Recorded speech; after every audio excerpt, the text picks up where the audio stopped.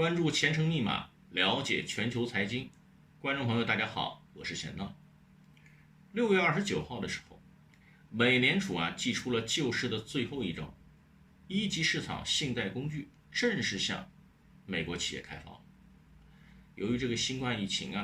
对美国经济的影响确实很厉害，那么为了刺激经济，美联储就使出了浑身的解数。从今年的3月23号到6月29号，陆续打出了救市9大信贷支持我把它叫做独孤9件。哪9件呢？下面钱闹一一给大家介绍一下。第一件，总决市商业票据融资机制。第二件呢，破件式一级交易商信贷安排。第三件，破刀式货币市场基金流动性安排。第四件，破枪式定期资产支持证券贷款工具。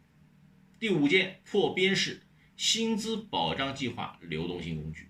第六件，破锁式市政流动性工具。第七件，破掌式主接贷款计划。第八件，破件式二级市场企业信贷安排。第九件，破契式就是这个一级市场企业信贷安排。这个9招确实很厉害也非常的见成效大家也看到了目前美股的走势就能看得出来。那么下面呢，我简单给大家介绍一下美联储这个救市的独孤9件到底究竟是哪些内容我们大致了解一下。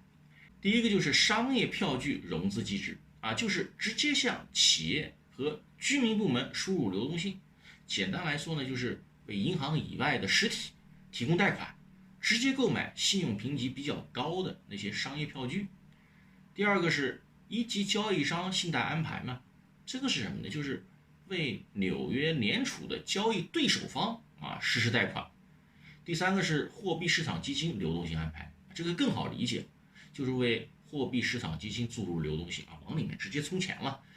第四个呢是定期资产支持证券贷款工具，这个呢主要是为了刺激商业银行扩大对家庭和中小企业贷款。美联储实际上呢是为了消费信贷和中小企业信贷提供担保，鼓励银行发放贷款。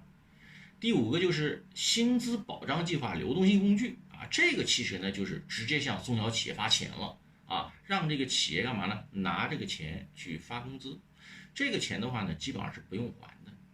第六个是那个市政流动性工具，简而言之就是美联储它可以直接的为美国各州或者地方政府提供资金。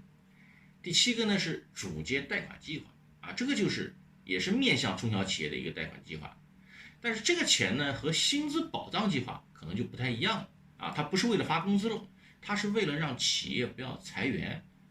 第八个是这个二级市场企业信贷安排，那么这个呢就是直接到二级市场去买债券。那么这次6月29号的是一级市场企业信贷安排第9个指的是什么呢？一些新债比方说你新发的一些债券还有这个融资的一些需求，那美联储呢直接就把它购买了。这个美联储的9个水龙头是一起开足了马力往这个池子里面去灌水美国市场现在是洪水滔滔，当然这个也显示了美联储坚决脱市的一个信心了那么好，我们也能够看到这个美联储放水的效果。那么现在问题就来了，什么问题呢？我觉得大家需要去思考一下，在所有的政策都打开以后，所有的支持上限都用完了，如果还是维持不下去，那怎么办呢？现在美国的疫情大家也都看得到每天新增感染的病例都在增加，而且这2天每天都要超过4案例以上的。美国的防疫专家安东尼·福奇早前就说过，现在美国就算一天检测出10万病例，他也不会觉得奇怪，因为美国人的防疫工作做的实在是太糟糕了。这个独孤9件用完了，没有效果，那怎么办？那我个人认为美联储呢，它还保留了最后一招，挥刀自宫负利率。其实负利率它不是什么新名词儿，特朗普总统就曾经建议美联储用负利率，但是给这个美联储否决了。美联储为什么不愿意实施负利率政策呢？日本、欧洲那不是实行负利率吗？我刚才为什么讲负利率对于美国来说是挥刀自宫呢？其实我有几点理由供大家参考。首先第一个，诸位你见过哪个国家实施负利率以后经济高速成长的？在全球范围内好像就没有什么成功的先例。你不管是欧洲还是日本，当初实施负利率那是什么？08年金融危机实在是没有办法，当时只不过是什么权宜之计10几年的负利率政策，经济增长缓慢，通货紧缩一直都困扰着欧洲和日本。而且呢，问题是你只要实施了负利率，你要再想回来变成正利率，那也是非常难的这是第一个原因。第二个也是非常重要的原因，负利率政策的如果实施的话，那会使美元的霸权不在。我们知道这个美元呢，它作为全球的结算货币，跟其他任何一种货币都有不一样的地位。如果说实施负利率，那美元的贬值那就会进入一个不可避免的趋势，那肯定就会造成美元的外溢如果美元因为负利率发生了贬值，那就会对美国这种金融统治霸权那是非常沉重的打击了，肯定会加速美元丧失国际货币的地位世界储备货币肯定就会变得多样化。同样美元负利率，美债一样也会负利率，那就会引发全世界抛售美债的狂潮。第三个，我们回头看一看，实施负利率的这些国家通常都是一些出口型国家，它需要出口通过这个利率的降低，通过货币的贬值来促进出口。但是呢，美国它是一个进口国家，如果美元贬值的话，不仅会使国内的那些消费者在购买进口产品的时候要增加更多的成本，花更多的钱，而且它会直接造成美元根本地位的动摇。为什么特朗普总统他一直要求负利率呢？我个人认为特朗普总统作为一个商人来说，他骨子里面还是有商人的血统，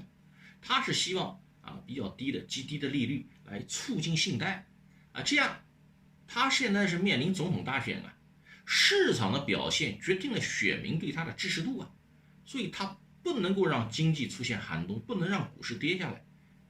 但是现在大家想一想，美国所面临的问题，它是信贷问题吗？是没有钱的问题吗？还是借贷成本高的问题都不是的。他现在面临的是整个经济体系的环境，整个经营的环境不能够支持大家去进行下一步的投资，去进一步的去消费，是吧？所以这样的危机，如果说仅仅通过负利率，可能未必就能够解决未必就能够使经济它这个货币能够真正的循环起来。第四个就是负利率政策实际上它会影响到银行体系正常的运营和正常的盈利模式。负利率当初它是作为一种临时措施提出来的，但是你运行起来就没有办法退出了。欧元区自从实施负利率以来，欧洲的银行净利润就下降了30%以上，那每股收益呢下降了12%。那作为欧洲银行来说，它有60%的收入是来自于利息差，利息你不断的降低了，那对它的整个经营状况那是一个很大的挑战。第五个，负利率实际上会非常大的影响养老金体系，因为养老金体系非常的庞大，你不管在美国也好，或者在其他任何一个国家，养老金都是一个非常庞大的基金。那这个基金任何一点点利率的降低都会严重的损害它的收益，因为养老金它很多的投资都是债券型的产品那现在呢，全球已经有30%的债券是负利率的债券，甚至包括一些垃圾债